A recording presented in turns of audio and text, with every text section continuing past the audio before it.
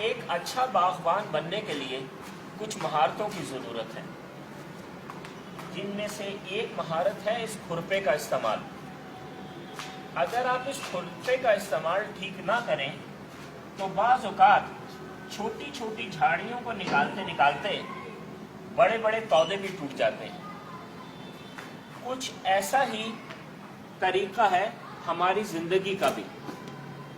اگر ہمیں زندگی گزارنے کی مہارتیں نہ آئیں تو ہم ایک اچھی زندگی نہیں گزار سکتے۔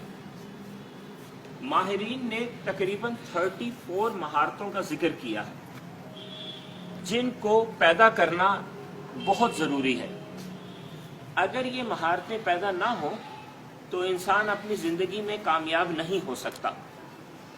ان میں سے ایک مہارت ہے سیلف ڈسپلن۔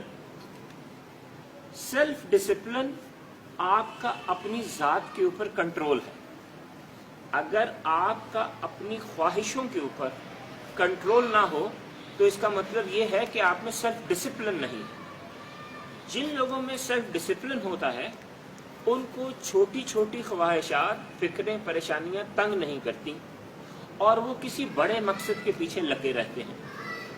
اس کو سمجھنے کے لیے آپ حضرت ابو بکر کی زندگی کا مطالعہ کیجیے۔ 2 واقعات ہم آپ سے شیئر کرتے ہیں۔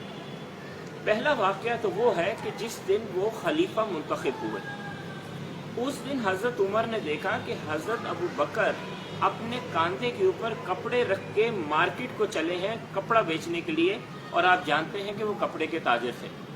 حضرت ابو بکر نے ان سے پوچھا کہ آپ کہاں جا رہے ہیں؟ تو انہوں نے جواب دیا کہ میں کپڑا بیچنے جا رہا ہوں۔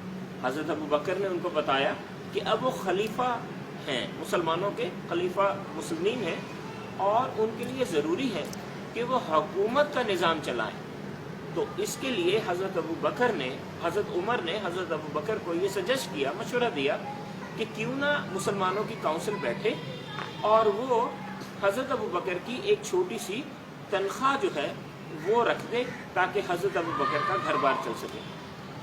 حضرت ابو بکر کو یہ مشورہ پسند آیا اور یوں انہوں نے کپڑے کی تجارت چھوڑ دی۔ حضرت ابو بکر کی ہی زندگی کا ایک اور واقعہ آپ کے سامنے کہ حضرت ابو بکر کے دور میں کچھ لوگوں نے زکوٰۃ دینے سے انکار کیا، تو حضرت ابو بکر نے ان کے خلاف اعلان جنگ کر دیا اور کہا کہ جب تک میں مکمل زکوٰۃ وصول نہیں کر لوں گا میں چین سے نہیں بیٹھوں گا۔ اس وقت لوگوں نے ان کو سمجھایا کہ یہ وقت شاید جنگ کرنے کا نہیں ہے، لیکن حضرت ابو بکر نے کہا کہ یہ میری ذمہ داری ہے جس کو میں پوری طرح نبھاؤں گا۔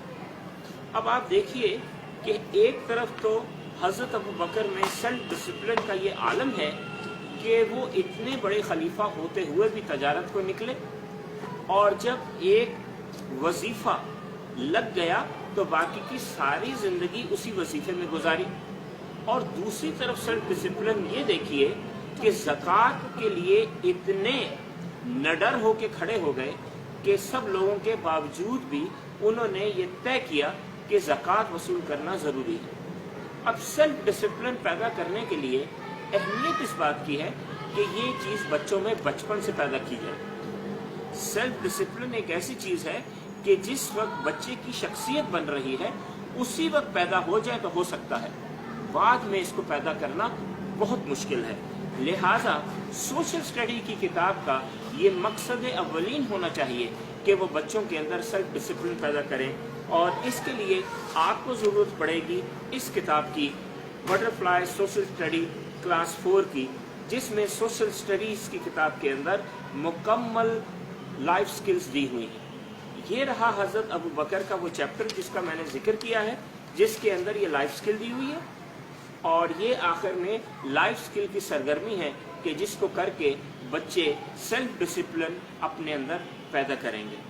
ہمیں امید ہے کہ آپ اس طریقہ تعلیم سے فائدہ اٹھاتے ہوئے بچوں کے اندر ریگولر ایجوکیشن کے ساتھ ساتھ لائف سکلز بھی پیدا کرنے میں کامیاب ہوں گے۔ شکریہ اور اللہ حافظ۔